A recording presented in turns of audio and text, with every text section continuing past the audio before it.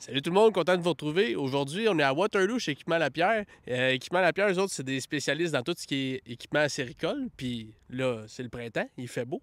C'est le temps des sucres qui a commencé. Fait qu'on s'est dit, on va aller filmer l'usine à Waterloo. Ici, c'est eux autres qui font la conception de toutes les bouilleuses, les bouilloires, de petites pour le personnel à les grosses pour le commercial. Donc, suivez-nous, on va rentrer, on va aller rencontrer Luc, qui est ingénieur de la place. Il va nous parler de l'historique de l'usine ici, mais aussi de tout ce qui est la confection. Fait que, on y va, c'est parti.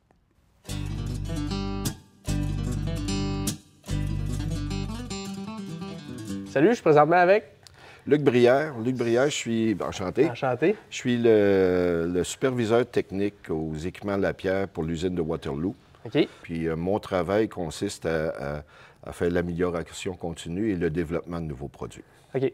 Puis à Waterloo, l'usine ici, c'est quoi qui se fait? C'est quoi un peu l'historique même de l'usine? Bien, l'historique de l'usine, c'est qu'à l'origine, c'était les frères Small qui avaient commencé à fabriquer de façon artisanale des évaporateurs qu'on vendait dans la région. Et Équipement Lapierre, M. Donald Lapierre a racheté l'usine avec... il a réembauché le personnel, puis s'est mis à fabriquer des évaporateurs Lapierre. OK. Donc, dans nos produits, on a encore des pièces pour l'équipement des frères Small. On a des pièces pour le Waterloo. Puis, on a la nouvelle génération des équipements Lapierre. OK. Quand même. Ouais. Puis, notre dernier né, c'est le Vision, qui est sorti en 2020, pendant la pandémie. Puis, c'était pour répondre aux petits producteurs. Fait qu'ici, à l'usine, ce qu'on voit là, c'est fait ça a été tout fait ici? Tout est fait à l'usine. OK. On s'entend, les composants sont achetés, mais tout est fabriqué à l'usine. On part de matériaux de base comme du métal en feuille puis des profilés, puis on fabrique tout à partir de là. OK. Ce qu'on fait, c'est que le métal arrive, puis on va préparer le métal. C'est-à-dire, ce qui est métal en feuille va être préparé, précoupé pour les pièces qu'il y a à fabriquer. Et les profilés vont suivre la même chose. Ils vont être découpés puis préparés pour l'assemblage. Après ça, le métal en feuille, toute la découpe est faite au laser. Puis après que les pièces ont été coupées en longueur et découpées, c'est la formation, on les forme. Puis une fois que les pièces sont formées, on passe à l'assemblage. Donc là, l'usine est divisée en deux. On a un côté pour l'acier, où on fait l'assemblage principalement des châssis. Puis après ça, sur l'autre côté, on fait l'assemblage de tout ce qui est acier inoxydable. Donc, on sépare les deux pour ne pas avoir de contamination entre les deux. Puis, une fois que les châssis sont fabriqués, ils sont transportés vers la section qu'on appelle la section de finition, où ils vont recevoir leurs habillages, ils vont recevoir leurs casseroles, puis toute la plomberie, toutes les machines sont assemblées à l'usine avant d'être expédiées. Okay. Donc, on s'assure que tout est préparé, tout est conforme. Puis après ça, on les redémonte pour l'expédition. Okay. Il y a une partie aussi qui, vous bricolez Oui, c'est dans la préparation aussi qu'on se démarque un peu. Dans les châssis, on a des châssis qui sont très, très solides. Okay. Et quand on dit qu'on prépare tout, les châssis sont effectivement, reçoivent les isolants et sont bricolés à l'usine avant d'être expédiés. Même chose, tout ce qui est inox, toutes les soudures inox sont polies. Une fois soudées, on les polit. Après ça, l'acier inoxydable est lavé. Toutes les casseroles sont vérifiées pour les fuites et tout ça avant même d'être lavées. On les lave, puis après ça, ça va à l'assemblage final. Ça, cette grosseur-là de bouilloire, c'est pour à peu près combien dans la taille? C'est une question piège, parce que quand on fait du sirop, la sève nous arrive, l'eau d'érable nous arrive avec une certaine concentration en sucre. Et aujourd'hui, avec l'osmose inversée, on va rapidement augmenter la concentration en sucre. Donc, si on prend typiquement la sève en début de saison comme présentement, il va falloir évaporer 40 volumes d'eau pour avoir un volume de sirop. Par contre, si on monte la concentration c'est des chiffres à l'échelle Brix, donc on parle de 2 Brix normalement. On monte la concentration à 8 Brix, mais là, on a seulement 20 volumes d'eau à évaporer pour un volume de sirop. Donc, dépendant si le client utilise un concentrateur ou pas, la machine va être limitée à 500 entailles, à aller jusqu'à 1500 entailles, dépendant de la concentration que l'opérateur va choisir d'avoir. Ce qu'on fait dans les machines plus performantes ou les plus gros évaporateurs, c'est qu'on va configurer la partie évaporation par rapport à la partie sirop. On va les configurer en fonction de la teneur en Brix que l'opérateur, le client a l'intention d'utiliser. On va parler un peu d'évaporateur 101. Oui, parfait. OK. Dans un évaporateur, il y a plusieurs fonctions qui se produisent en même temps. D'un côté, il faut augmenter la concentration en sucre pour atteindre un niveau de sirop. Et d'un autre côté, il faut faire la cuisson du sirop. Donc, c'est deux phénomènes qui se produisent, puis pas aux mêmes températures. On bouille à 100 degrés C, puis on fait du sirop à 160 degrés C, par exemple. Donc, on divise l'évaporateur en deux. On a une section arrière qu'on peut voir ici, qui est dédiée principalement à l'évaporation d'eau. Donc, la quantité d'énergie ou la température des surfaces pour faire bouillir l'eau va être plus basse parce qu'on veut juste se débarrasser de l'eau, mais on ne veut pas commencer à transformer le sucre, à cuire le sucre, parce que à ce moment-là, ça cause des problèmes de sirop et de saleté dans la section à bouillir. Donc, la première section, on bouille.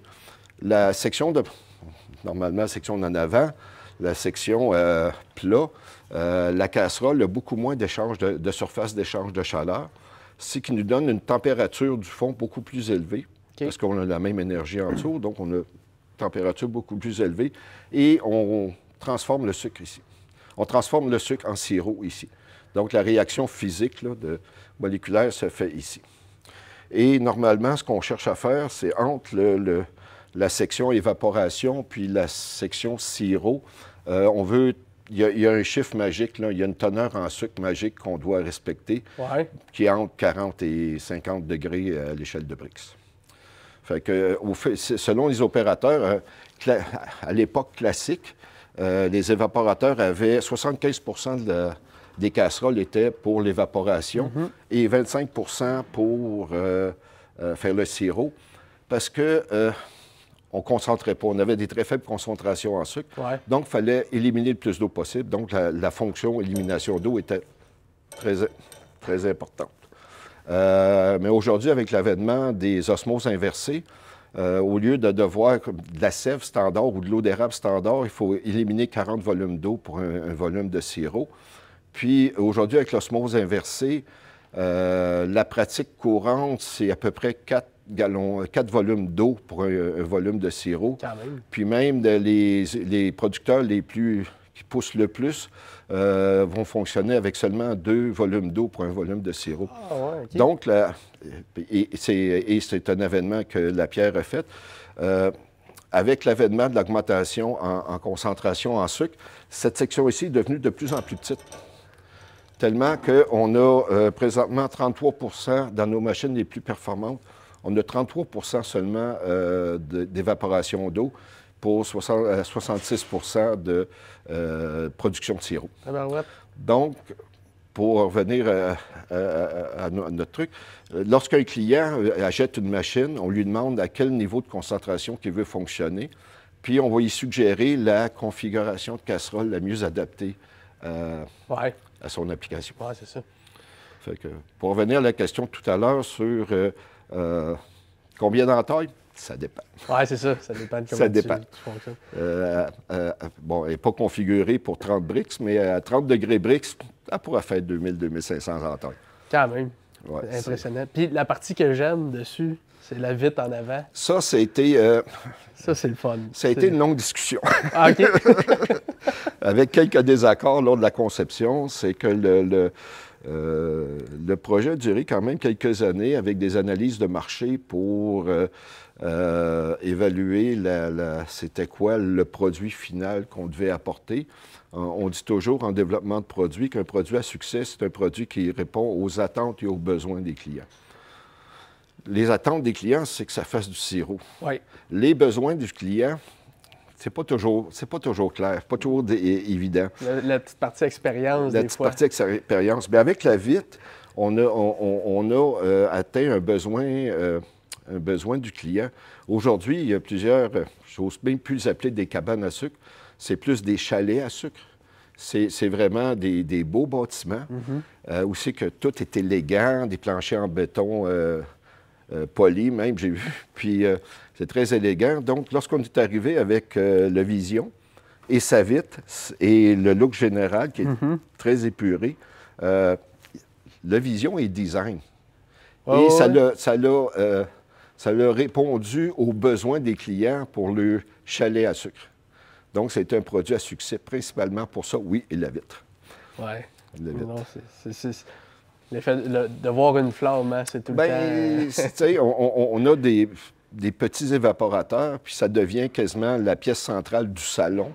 Comme un foyer, on regarde le feu, puis oui, c'est un produit qui a eu du succès, puis je dirais en grande partie pour son design. Oui, c'est bon.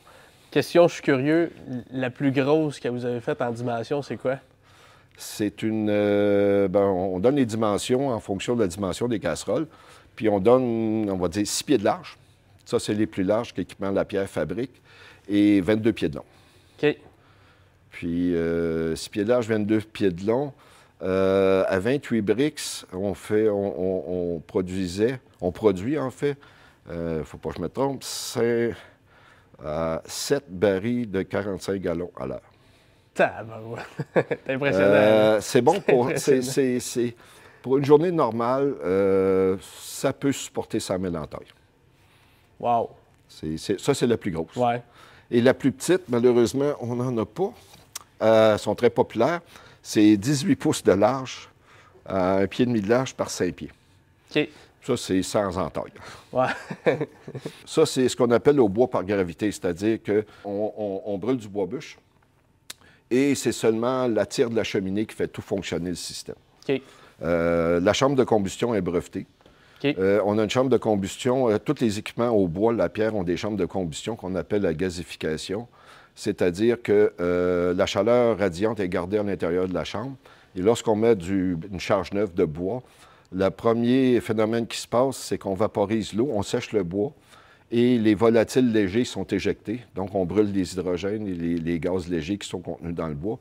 Puis après ça, on brûle la cellulose, on brûle le restant, le carbone. Fait que ça, c'est particulier. Puis chez Lapierre, nos premières chambres à combustion à gazification étaient supportées par des ventilateurs. Donc, on pousse de l'air de combustion pour accélérer la combustion. Puis uniquement sur ces machines-là, on a développé la même chambre à gazification seulement par la tire de la cheminée. OK. Fait que c'est ce qui nous permet d'avoir, c'est en fait ce qui est en fait un standard Lapierre. Il ne faut pas faire de fumée. Il ne faut pas éjecter de tison par la cheminée. Okay, ça, c'est un standard, Lapierre. Ouais. Même chose, Lapierre, les cheminées, historiquement, les cheminées étaient offertes avec des cheminées simple paroi. Puis une cheminée simple paroi, bien, c'est pas trop performant parce que ça perd de la chaleur. Puis, et Lapierre a introduit des cheminées homologuées. C'est-à-dire des cheminées qui ont subi des tests et qui sont isolées, qui sont beaucoup plus performantes et qui réduisent de beaucoup les risques d'incendie. Donc, dans un but de réduire les risques d'incendie, on a introduit des cheminées homologuées. Homologuées voulant dire qui ont été testées par un laboratoire indépendant. Puis ces machines-là, avec une cheminée homologuée, ça fonctionne très bien. Parfait. Puis quand tu parles qu'il n'y a pas de tison, il faut qu'il sorte de la cheminée, c'est risque d'incendie, puis ça veut dire que tu as une perte de chaleur? Historiquement, des feux de cabane à sucre, ça arrivait à chaque année. Quelqu'un me racontait qu'il a déjà mis le feu à son érablière par des tisons. Et là là!